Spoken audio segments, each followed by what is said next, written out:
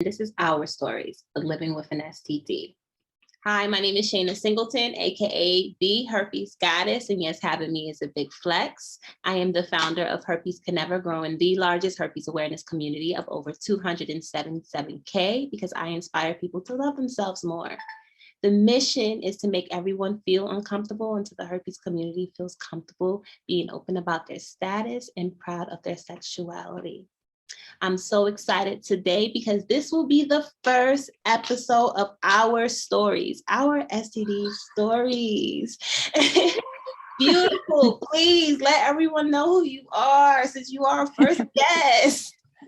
Thank you so much. My name is Talisa Upchurch. I'm just known as Lisa Sherice, or just Church or Lisa.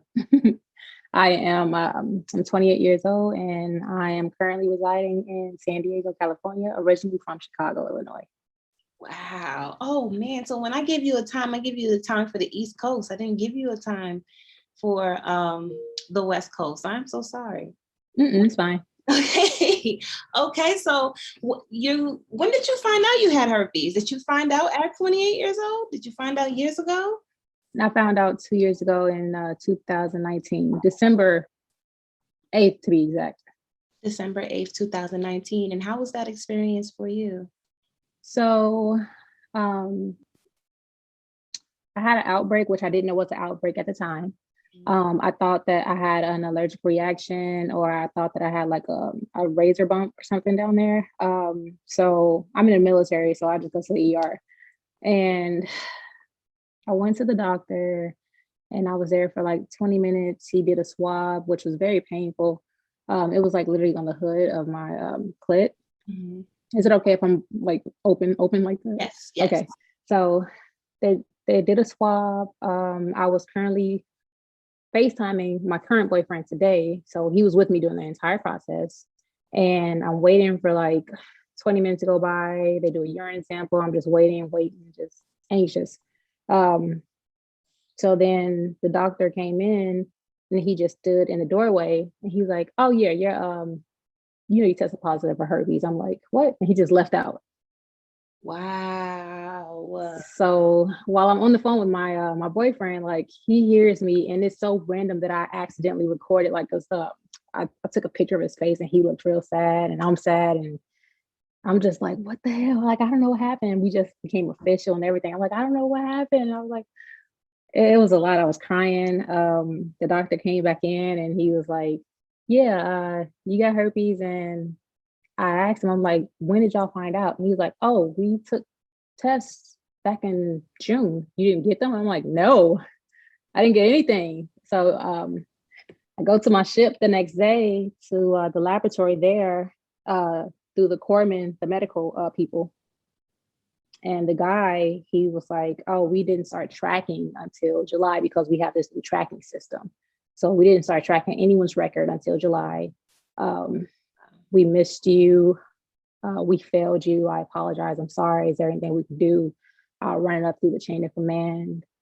And I'm just like, I'm more so upset now or then because I'm thinking of everyone else's status, because no one else like knows, and I'm the only one that kind of caught it. Yeah. So that's how I found out. It was a really crappy situation. Mine was a little, well, not similar, but I was in the military when I found out I had herpes as well. And when I thought I had a razor bump, and I went to sick call, and she told me that it was a razor bump, but it was so painful. I couldn't believe it. And where is it? It's at like my right lip towards the bottom. So it could be a razor bump, but then it's so close to being on the inside too that I'm like, how could it be a razor bump? So I wasn't really sure. I demanded that she tested the area. They said if I got a call back, then, be worried if I had a call back. But if I didn't get a call back, then I had nothing to worry about. So I didn't hear from her in like 2 weeks. I'm like, okay. I don't have anything. I'm good. The razor bump is gone. And I'm having all these pregnancy symptoms. I did not want to be pregnant at the time. But I went to go get a pregnancy test. Doctor comes in and says, I got good news, bad news. What do you want first? I'm like, give me the bad news first. He's like, well, she was like, well, you're HSV2 positive. I did not know what HSV2 means. She can tell that on my face. And she's just like, well, you have herpes, just don't have sex while you're having an outbreak. That is just the worst advice to give Yeah, anyone. it For those of you watching, you are just as contagious during viral shedding as you are during outbreak. So please refrain from sex when your prodrome symptoms appear and when you're having an outbreak. is. But moving forward, I asked for the good news and she told me I was pregnant and I was still waiting for the good news. I was in a relationship at the time, and the person I was with, he wasn't upset. Like I thought he would be upset. He was kind of cool, calm, collective, reassured me, and life continued on. I mean, we had sex that night and everything. And got some top, like everything was normal. As the days went by, it wasn't sitting well with me. I didn't know much about herpes. In the beginning of my diagnosis, I used to blame him. Now I don't put the blame on him anymore because I know my parts in me getting herpes. But everything leading up to that, him just being so cool with me having herpes made me feel like he gave me herpes, which fuels the stigma as well, but now years later, 6 years later, I don't feel that way anymore. So what led you into wanting to tell your story? How did you get here? What was your process from 2019 to 2021? So when I did find out, just to go back on, I had like 2 sex partners before my current boyfriend. So I'm pretty sure I know who I contracted it from because I saw like it looked what a razor bump. I thought it was a razor bump. Yeah. So it wasn't from my current boyfriend. But I have a YouTube video and I'm really open with my stuff. But as far as that, I wasn't ready to let it out because one, I didn't want people in on my life and I didn't want people guessing his status too. Yeah. So I was more so trying to get his consent, but then I was holding back. I don't know, I just didn't want to go forward from it because I was thinking about my sexuality. Like that was the first thing. Like, man, people might think I'm nasty. People might think I'm this, that, and the third. And I'm like, I can't have sex whenever I want. So I was going through a lot of emotions. I didn't want to let it out right then and there. But what led me to today was I recently got an HIV test because, it's annual. It's mandatory for us to get tested for HIV. And I think I got tested like May 14th and I didn't get a call back. And I called and I asked like, hey, I didn't get a call back. And the guy, he was like, oh, if you don't get a call, you're good to go. And the PTSD came in because I didn't get a call in June. Yeah. So I was like, sir, I'm giving you permission to let me know my status right now. Is it positive or is it negative? And he's like, oh, it's negative. And I just got upset because so many people believe that no news is good news, which I've been taught that when I was sexually active, younger, going to the clinic, they always say no news is good news. If you don't get a call, you're good to go. But from the medical malpractice that happens all throughout everywhere, civilian world, military world, I was pissed off. Yeah. Because I'm like, y'all didn't let me know my status and y'all failed to track it and y'all failed to let me know, Yeah. So I just wanted to put that information out there for a lot of people because I did a poll on my Instagram where I was like, how many of you believe that no news is good news when it comes to getting your test? And so many people said me. And how many of you believe that after 2 weeks or 3 weeks, you're good to go? And so many people said yes. I said, is that true or false? And it was like, yeah, you're good. Wrong. Like, go, like, get your results. And that pissed me off. And I just wanted to let people know. Like 2 years, I think that was enough time for me to, get through what I was going through and actually let it out. Because that really pissed me off because he was like, oh, you're good to go. Like, how the hell you know? So, yeah. Well, 2 years is amazing. First of all, because the first 2 years of my diagnosis, I wasn't even thinking about my herpes. I was pregnant. So I was just focused on my pregnancy and having this baby. I didn't know how it was going to affect my child. I told my doctor, they came up with a plan for me. I was able to deliver vaginally. My son is herpes negative. But those were the worries I was going through then. I didn't start to feel the stigma until I was ready to put myself back out there, which was years into my diagnosis. And it's weird because I was already in a relationship, so I didn't have to go through that phase of rejection or like dating and all that stuff. How did you also, did your boyfriend found out when you found out? Yeah, he was on FaceTime with me. Wow. And how did the conversation go later on that night? Honestly, I was just telling him, like, listen, if you don't want to be with me, you ain't gotta be with me because I gotta figure some stuff out. And I just told him straight up.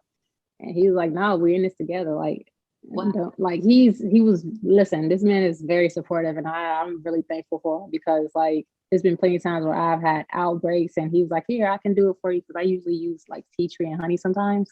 He was like, I'll do it for you. Or for New Year, I had my first like cold sore and I was on my period too. So I'm like, damn, I can't have sex. I can't get a New Year's Eve kiss. Like, and he's just really supportive. Like he kissed me on the forehead, the nose and the cheeks and stuff. And I just told him to still get tested to know his status as well. When I did find out, I did tell my other sex partner before him, and it was my ex at the time. And like, this man was going off on me. He was like, I can't never kiss my daughter, which I'm like, you don't even have a daughter. What the hell are you talking about?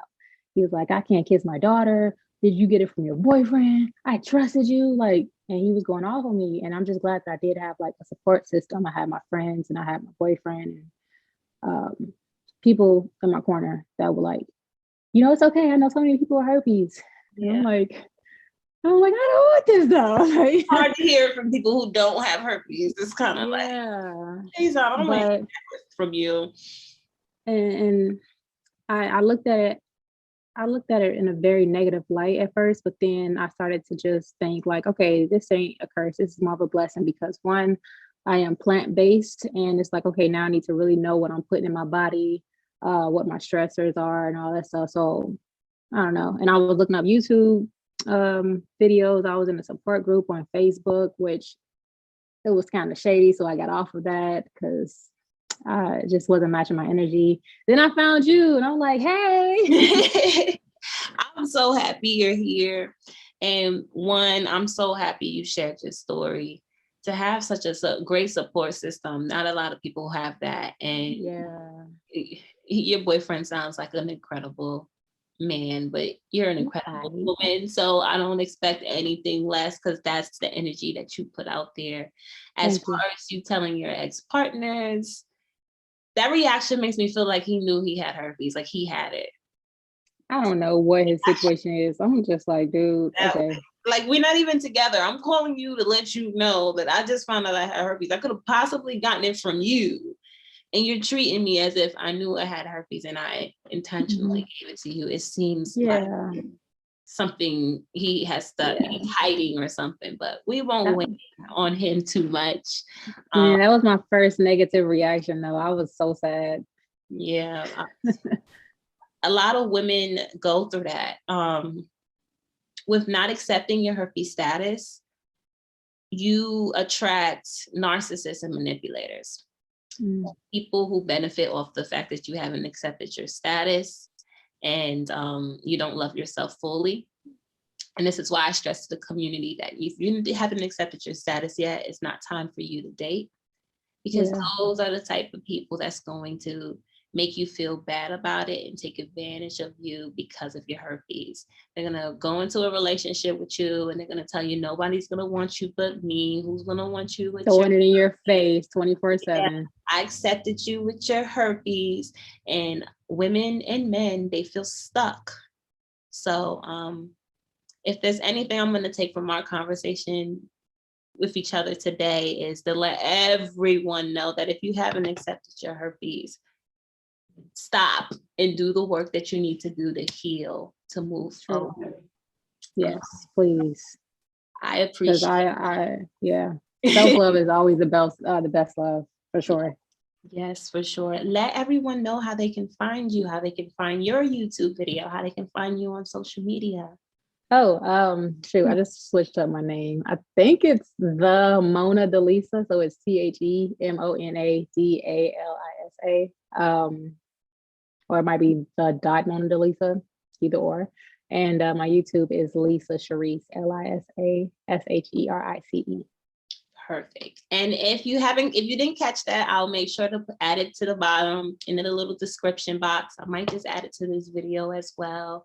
Thank you so much for sharing your story. I appreciate you.